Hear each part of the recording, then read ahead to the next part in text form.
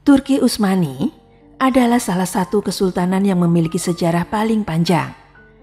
Catatan-catatan lama dari para ahli sejarah telah mengurai kisah-kisah heroik dari kesultanan yang berpusat di Istanbul, Turki ini.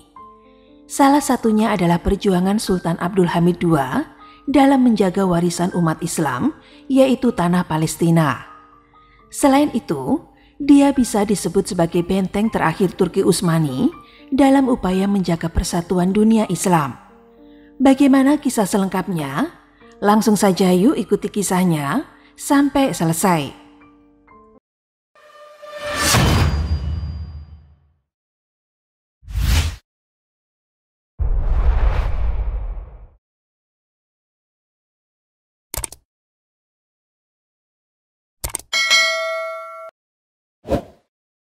Terlahir dengan nama Abdul Hamid bin Abdul Majid bin Mahmud bin Abdul Hamid bin Ahmad. Lahir pada tanggal 21 September tahun 1842 di Konstantinopel yang sekarang bernama Istanbul, Turki. Ayahnya adalah Sultan Abdul Majid I, penguasa Turki pada saat itu. Sedangkan ibunya bernama Tiri Mujikan Kadin Efendi yang berasal dari Sirkasia, sebuah wilayah yang terletak di persimpangan Eropa Timur dan Asia Barat di antara Laut Hitam dan Laut Kaspia. Ibunya meninggal saat Sultan Abdul Hamid II masih berusia 7 tahun. Selepas kepergian ibunya, Abdul Hamid kecil diasuh oleh ibu tirinya yang bernama Pristu Kadin, yang merawat dan mengasuhnya seperti putra kandungnya sendiri. Di lingkungan tempat tinggalnya, Abdul Hamid kecil dianggap sebagai anak yang lemah dan sering jatuh sakit. Hal itu membuat dirinya sekuat tenaga mempelajari segala macam disiplin ilmu untuk menutupi kekurangannya. Di bawah didikan ayahnya secara langsung, ia tumbuh menjadi seorang remaja yang memiliki kecerdasan di atas rata-rata. Ia sudah mampu menguasai bermacam bahasa pada usia muda, termasuk bahasa Prancis, Arab, dan Persia. Di samping itu dia juga dikenal senang membaca dan menulis puisi. Lambat laun stigma negatif tentang dirinya yang lemah dan gampang sakit mulai pudar. Masyarakat mulai mengakui keberadaannya sebagai sosok pribadi yang kelak akan menjadi orang nomor 1 di Kesultanan Turki Utsmani. Penilaian masyarakat di sekitar tempat tinggalnya bukan isapan jempol yang tidak memiliki alasan. Sultan Abdul Hamid II dikenal sebagai sosok yang sangat cerdas dan peduli terhadap sesama. Masa kecil dan masa mudanya bertepatan dengan Tanzimat, yaitu suatu periode reformasi di Kekaisaran Ottoman yang dimulai pada tahun 1839. Setelah ayahnya meninggal, pamannya yang bernama Abdul Aziz menggantikan ayahnya sebagai penguasa baru Turki. Dan pamannya inilah terlibat erat dalam pendidikan Abdul Hamid bersama dengan para pangeran lainnya. Pada tahun 1867, 9 tahun sebelum dia naik tahta, pamannya mengajaknya dalam perjalanan kunjungan kenegaraan ke Eropa. Dia menemani pamannya Sultan Abdul Aziz dalam kunjungannya ke Austria, Prancis, dan Inggris. Setelah berkuasa cukup lama, pamannya Sultan Abdul Aziz diturunkan dari jabatannya sebagai penguasa Turki pada tahun 1876 dan beberapa hari kemudian meninggal secara misterius. Kemungkinan dia dibunuh oleh para pembencinya. Kemudian saudara Abdul Hamid yang bernama Murad memerintah menggantikan pamannya dan bergelar sebagai Murad V. Namun kekuasaannya tidak bertahan lama. 3 bulan kemudian dia digulingkan setelah diketahui bahwa ia menderita gangguan mental. Abdul Hamid dideklarasikan menjadi sultan pada tanggal 31 Agustus tahun 1876 dan bergelar sebagai Sultan Abdul Hamid II. Pelantikan simbolisnya dilaksanakan pada tanggal 7 September tahun 1876 di Masjid Eyüp Sultan dengan penyerahan pedang Utsman. Sultan Abdul Hamid II tercatat sebagai Sultan ke-34 Kekaisaran Ottoman dan juga sekaligus Sultan Utsmaniyah terakhir yang memerintah dengan kekuasaan absolut. Setelah Sultan Abdul Hamid naik tahta, ia melantik Midhat Pasha sebagai Wazir Agung atau Perdana Menteri. Pada saat kenaikannya sebagai penguasa Turki, kekaisaran berada dalam kesulitan di tengah ancaman, baik ancaman di dalam negeri maupun ancaman di luar negeri. Pada tahun yang sama kenaikannya, ia menandatangani konstitusi tertulis pertama kekaisaran yang dikenal sebagai Kanun Isasi pada tanggal 23 Desember tahun 1876 guna meletakkan dasar bagi pemerintahan konstitusional. Penandatanganan konstitusi tertulis Kanun Isasi terjadi karena perang antara Utsmaniyah Rusia meletus. Ketika proposal Rusia untuk reformasi di Balkan ditolak oleh Ibrahim Ethem Pasha pada tanggal 12 April tahun 1877. Meskipun Sultan Abdul Hamid menolaknya, namun para negarawan seperti Midhat Pasha, Mahmud Kelaladin Pasha, dan Redif Pasha mendesak untuk masuk ke dalam perang ini. Pada wilayah yang diduduki tentara Rusia di Balkan dan Kaukasus, mereka mengalahkan pasukan Utsmaniyah di timur atau di Erzurum dan Bulgaria di barat, sehingga hanya tersisa Trakia sebagai tembok pertahanan Istanbul. Sultan Abdul Hamid mengkritik keras atas kebijakan pemerintah di parlemen. Setelah peristiwa tersebut, selama 30 tahun berikutnya, dia tidak memanggil majelis ke pertemuan lagi, dan selama periode ini, dia menjaga peraturan konstitusional Kanun Isasi, meskipun itu hanya di atas kertas dan mulai berlaku lagi pada tahun 1908. Sultan Abdul Hamid unggul dalam kebijakan luar negeri. Dia selalu mengikuti perkembangan politik di seluruh dunia. Hal ini bertujuan untuk mengamankan perdamaian di dalam kekaisaran.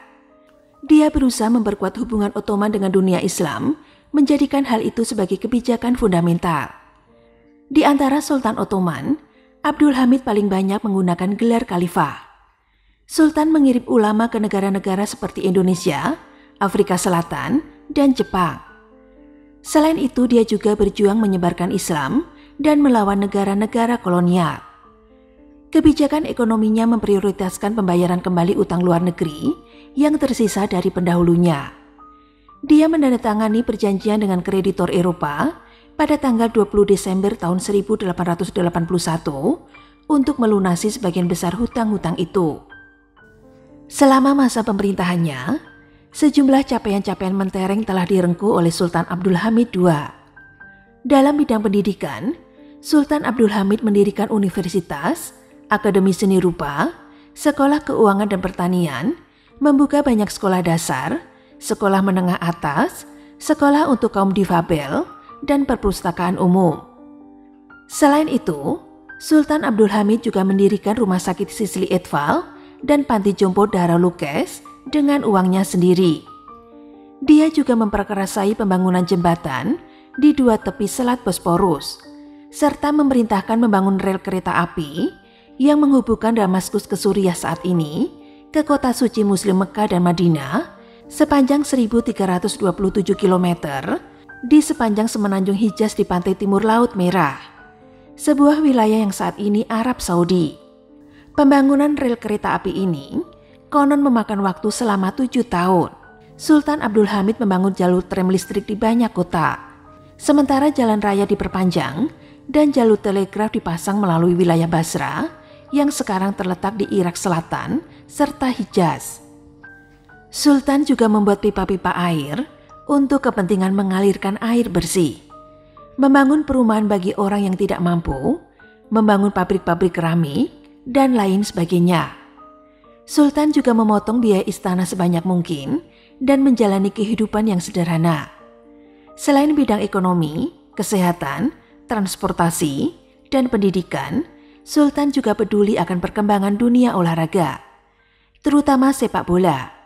3 klub terbesar di sepak bola Turki, seperti Fenerbahce, Galatasaray, dan Besiktas, semuanya didirikan pada masa pemerintahannya.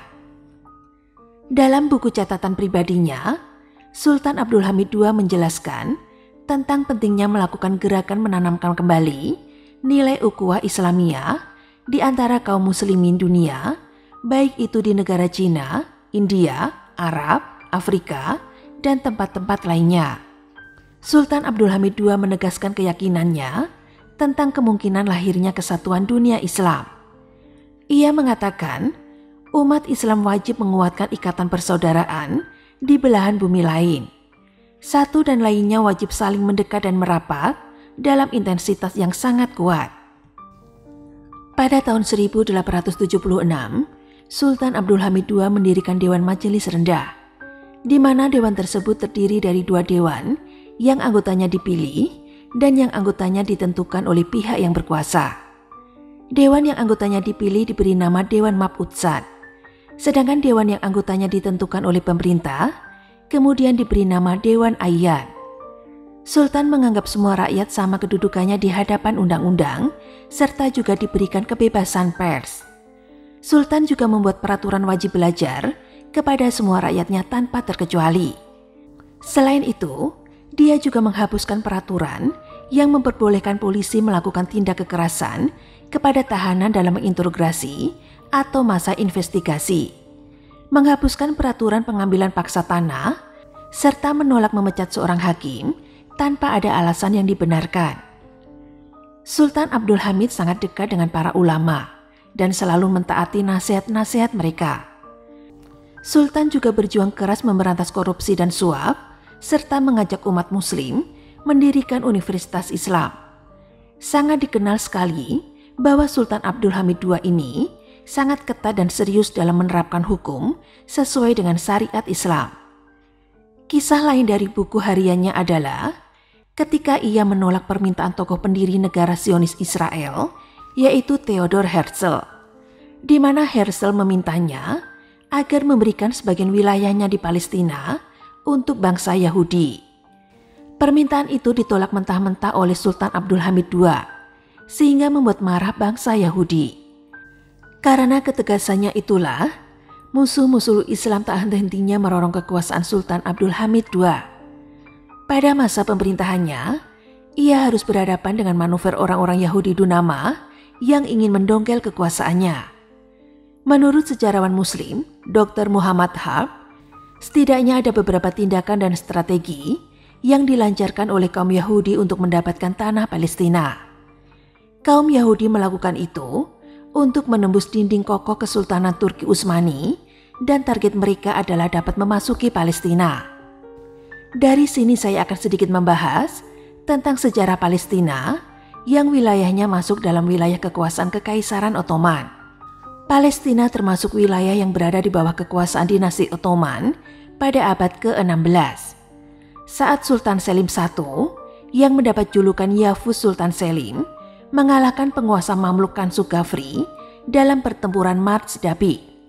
Sejak saat itu, pada tahun 1516, Suriah dan Palestina di bawah kekuasaan dinasti Ottoman.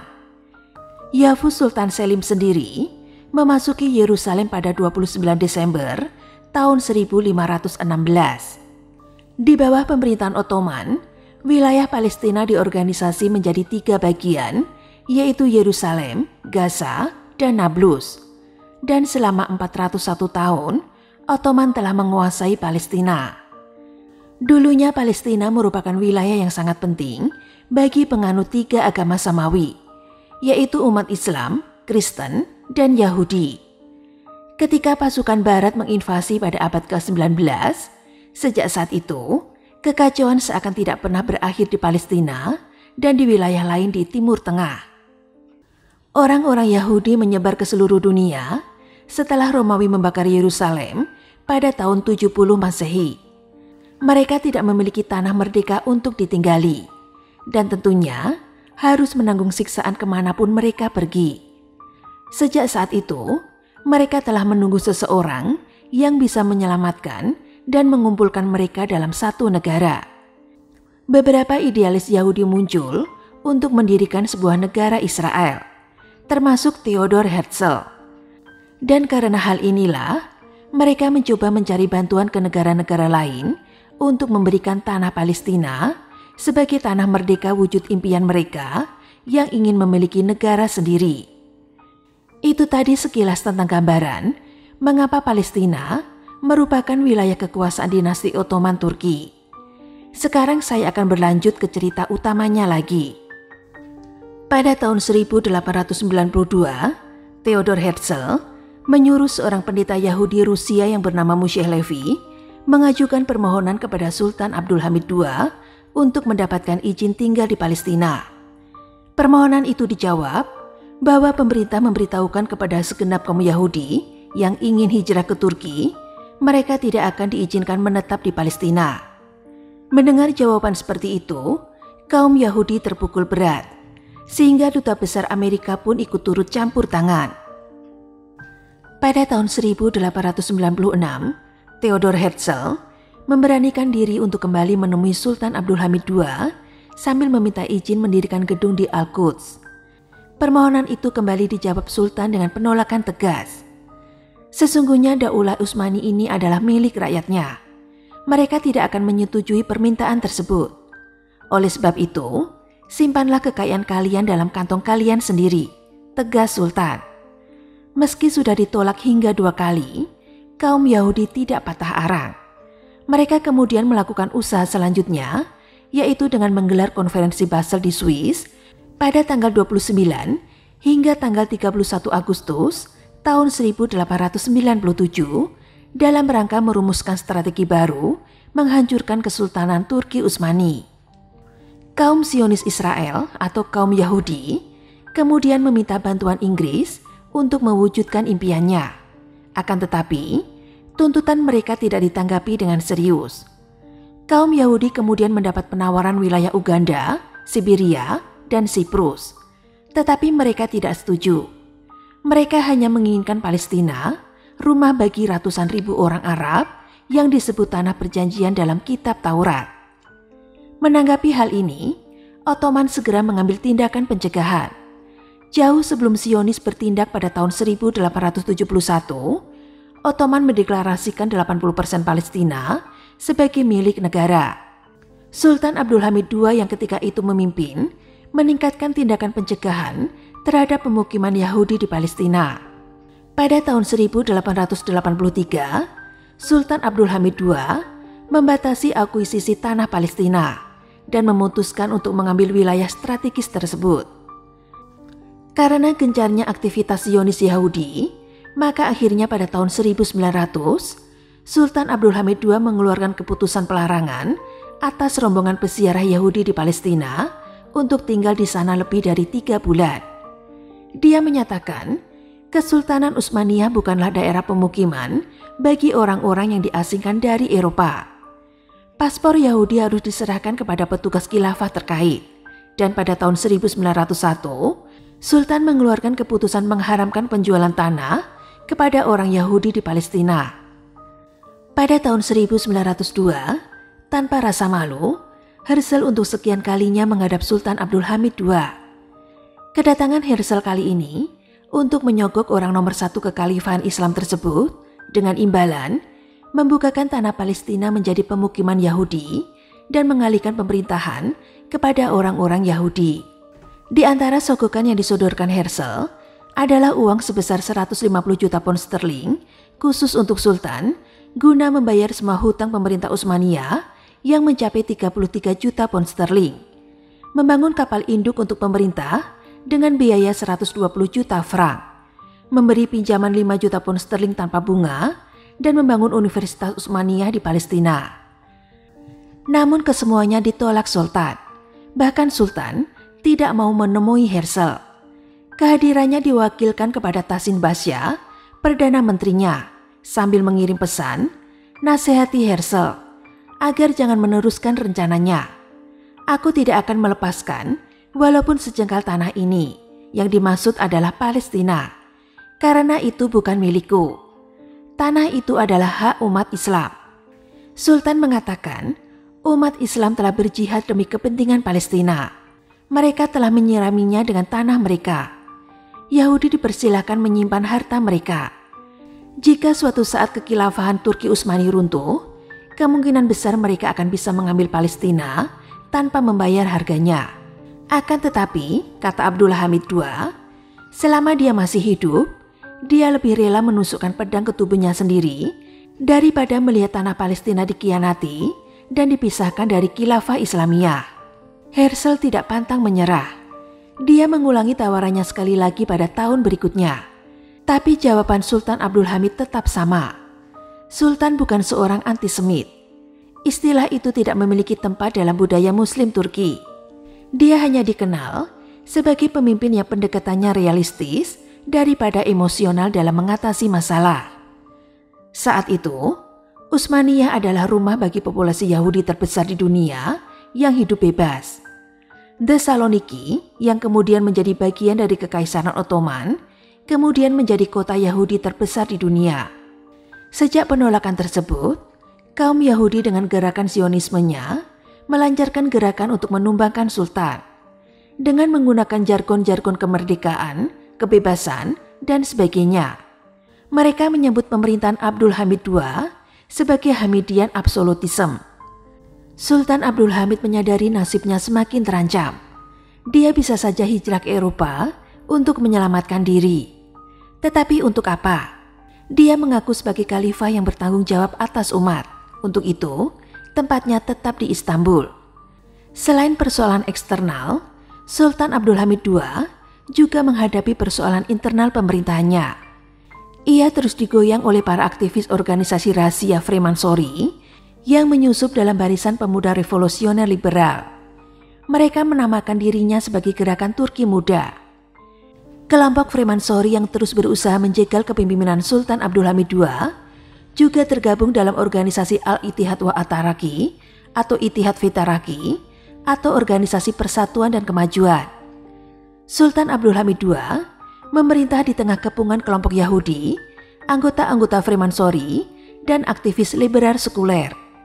Mereka berusaha melengsarkannya dengan berbagai cara, sehingga Turki dengan peradaban Islamnya kemudian pudar, dan akhirnya pada tahun 1924 menjadi negara yang sangat sekuler.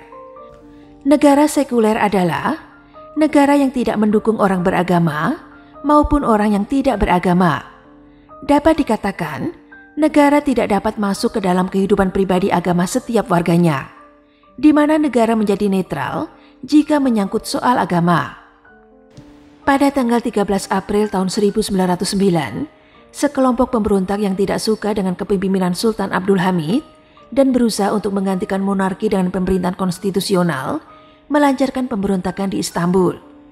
Pemberontakan mematikan itu berlangsung selama 11 hari. Sultan Abdul Hamid II digulingkan pada tanggal 27 April tahun 1909 melalui kudeta militer dan digantikan oleh adik laki-lakinya yang bergelar Sultan Mehmed V. Selain itu diputuskan juga bahwa Sultan Abdul Hamid harus meninggalkan Istanbul. Meskipun Parlemen Divan Ihab ingin mengadili Sultan Abdul Hamid, tetapi Wazir Agung Hussein Hilmi Pasha yang baru dilantik menolaknya. Pada malam yang sama ketika dia digulingkan, Sultan Abdul Hamid dikirim ke Thessaloniki di Yunani yang merupakan pusat kekuasaan kaum pemberontak sebagai tahanan rumah bersama dengan 38 orang lainnya termasuk anggota keluarganya. 3 tahun kemudian, yaitu pada tanggal 1 November tahun 1912, Sultan Abdul Hamid II dikirim kembali ke Istanbul, di mana dia menghabiskan hari-hari terakhirnya di Istana Beylerbeyi di distrik Üsküdar, Istanbul. Sultan Abdul Hamid II meninggal pada tanggal 1 Februari tahun 1918 pada usia 75 tahun, dengan meninggalkan 13 istri, 8 putra, dan 12 putri. Jenazahnya dimakamkan satu komplek dengan kakeknya di makam Sultan Mahmud II. Sultan Abdul Hamid II menjabat sebagai penguasa Turki Utsmaniyah selama 33 tahun. Sepeninggalnya tidak ada lagi Sultan Turki Utsmani yang memiliki kecakapan berpikir dan keberanian terhadap Yahudi seperti yang ditunjukkan Sultan Abdul Hamid II semasa hidupnya. Demi mengingat peran beliau dan agar umat Islam juga mengetahui sejarah tersebut, sebuah TV Turki menayangkan perjalanan hidup Sultan Abdul Hamid II yang diberinya judul Payitah Abdul Hamid. Serial ini berkisah tentang perjalanan hidup Khalifah Abdul Hamid II semenjak kelahiran sampai wafatnya, dan lebih fokus lagi pada masa pemerintahannya selama 33 tahun dari tahun 1876 hingga tahun 1909. Itu tadi kisah dari seorang tokoh muslim dari dinasti Ottoman Turki, yaitu Sultan Abdul Hamid II. Saya berharap semoga kisah ini bisa menambah wawasan kita tentang tokoh-tokoh sejarah dunia. Dan jika masih ada materi yang kurang dalam penyajian cerita ini, silakan teman-teman tambahkan dan tulis di kolom komentar. Terima kasih sudah mendengarkan cerita Ade Listi pada hari ini, dan tunggu cerita-cerita selanjutnya yang lebih seru.